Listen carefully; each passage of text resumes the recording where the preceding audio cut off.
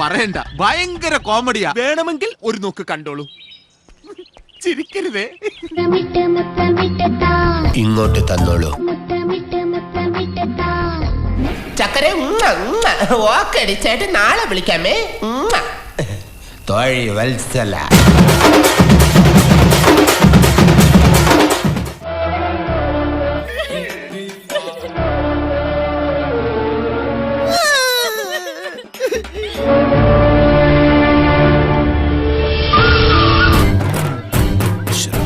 അമ്മേ ദേവി മുഖാംബി കാത്തോളണേ.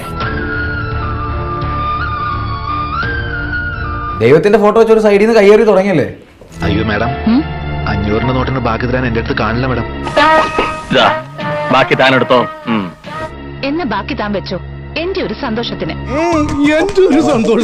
എന്താ മാഡം, നല്ല സന്തോഷത്തിലാണല്ലോ. എന്തെങ്കിലും വിശേഷമുണ്ടോ? നിന്റെ അമ്മായിയമ്മ പെറ്റു, കൊച്ചിന് പേരിട്ടു ടിന്റുമോൻ. പോരെ, താൻ ആള് കൊള്ളാലോ. മാഡം, മാഡത്തിന് എന്നെ മനസ്സിലായില്ലേ? നീ ഏതാടാ നായേ? മുമ്പ് ഞാൻ അനുമോളെ സ്കൂളിൽ കൊണ്ടുള്ള ഓട്ടത്തിന് വന്നിരുന്നത്. ആ, അത് താനായിരുന്നു. അതെ, ഞാനാണ്. മരിച്ചാളുടെ ബോഡി കുളിപ്പിച്ചോണ്ടിരിക്കുക.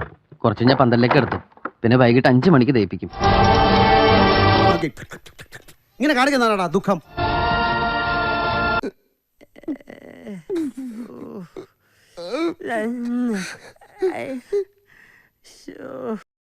ഇത് പശു ചാണകം ഇടുമ്പോഴുള്ള ഭാവമാണ്. അവളുടെ അമ്മയുടെ പേര്? എന്റെ അമ്മയുടെ പേര് പീതാമരനായിരുന്നു. ചന്ദ്ര, അനാവശ്യ വർത്തമാനം പറഞ്ഞ് സമയം കളയരുത്. ഞാൻ പറഞ്ഞല്ലോ, ചോദിച്ചതിന് മാത്രം ഉത്തരം. മര്യാദക്ക് തത്ത പറയുന്ന പോലെ പറഞ്ഞോണം. ചന്ദ്രന്റെ വളർത്തുമകളിൽ ഞങ്ങൾക്ക് സംശയം ഉണ്ടായിരുന്നു. അടുത്ത സമയത്ത് മോഹന്റെ മകൾ അവള് തന്നെയാണെന്ന് ഞങ്ങൾ കണ്ടെത്തിയിരുന്നു. ഭയങ്കര. നിന്റെ സങ്കടം ഇതുവരെ മാറിയില്ലേ അനുമോളെ? നിന്റെ സങ്കടമൊക്കെ മാറിയോ? വിഷമം വരുമ്പോ ഞാൻ ചട്ടകെടുത്ത് ചൂടുള്ള പായസത്തിലിട്ട് 2 ഇളക്കിളക്കും. എന്നിട്ട് വിഷമം തിന്നില്ലെങ്കിൽ 2 പപ്പടം അങ്ങോട്ട് കാച്ചു. എന്തായാലും മമ്മിയെ ഡിവോഴ്സ് ചെയ്യില്ലെന്ന് അച്ഛമ്മയോട് ഡാഡി വാക്ക് പറഞ്ഞില്ലേ? അതുകൊണ്ട് ഇനി മമ്മിയും ഡാഡിയും പിരിയില്ല എന്നുള്ള കാര്യം ഉറപ്പായില്ലേ? എന്തായാലും മമ്മിയെ ഡിവോഴ്സ് ചെയ്യില്ലെന്ന് അച്ഛമ്മയോട് ഡാഡി വാക്ക് പറഞ്ഞില്ലേ? അതുകൊണ്ട് ഇനി മമ്മിയും ഡാഡിയും പിരിയില്ല എന്നുള്ള കാര്യം ഉറപ്പായില്ലേ? Many mummies and daddies do you have? I want the complete list before surprise.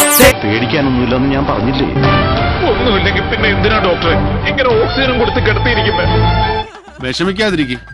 ഇതിലും വലുത് ഏതാണ്ട് വരായിരുന്നു. ഇങ്ങനെ തീർന്നെന്ന് കരുതിയാ മതി. നോനോ, പോണ്ട. ചന്ദ്രേട്ടൻ നെറ്റിയിലെ മുറിവ് സ്റ്റിച്ചിട്ടിരിക്കുക. ഉടനെ ഇറങ്ങി നടക്കണ്ട. തലയുടെ മരവിപ്പൊന്ന് മാറിയിട്ട് നടക്കാം. എന്റെ തലയ്ക്ക് മുകളിൽ ഒന്നുമില്ല, തലയ്ക്കുള്ളിലും ഒന്നുമില്ല. ചേട്ടൻ റിലാക്സ് ചെയ്ത് നോർമലായിട്ട് ബ്രീത്ത് എടുത്ത് കുറച്ചു നേരം കിടക്ക്. ഒരു ഡീപ് ബ്രീത്ത് എടുത്ത ആരാ അകത്ത് തട്ടിപ്പോയെന്ന് അറ്റൻഡറോട് ചോദിക്കാൻ ഞാൻ പറഞ്ഞതല്ലേ? അയാൾക്ക് എന്തറിയാം ചേച്ചി? എന്താ സംഭവിച്ചതെന്ന് ജീക്കയ്ക്കല്ലേ അറിയാൻ പറ്റൂ. ഇവർക്ക് 2 പേർക്കും ബുദ്ധിയില്ലാത്തത് കൊണ്ടാണ് ഇവര് മണ്ടന്മാരായത്. എന്നാലും അയാളോട് ചോദിച്ചിരുന്നെങ്കിൽ അറ്റ്ലീസ്റ്റ് ആർക്കാ പ്രശ്നമെന്നെങ്കിലും അറിയായിരുന്നല്ലോ. അങ്ങനെയാണെങ്കിൽ സംശയം ഒന്ന് തീർക്കണമല്ലോ. ഞാൻ പോകുന്നു. Bye bye.